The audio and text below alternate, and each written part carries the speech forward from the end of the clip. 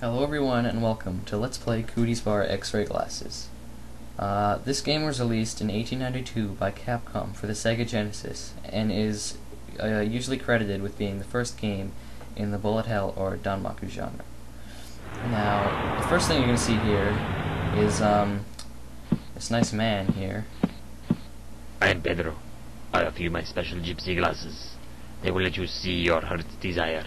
Yes or no? Okay, so you got two options. You have buy the glasses. Well, I don't have any money, so I can't even do that. You have, well, that's rude. I really want to do either of these, but I guess I'm gonna have to go with the second one. By the blood of my gypsy mother, for this I will kill you.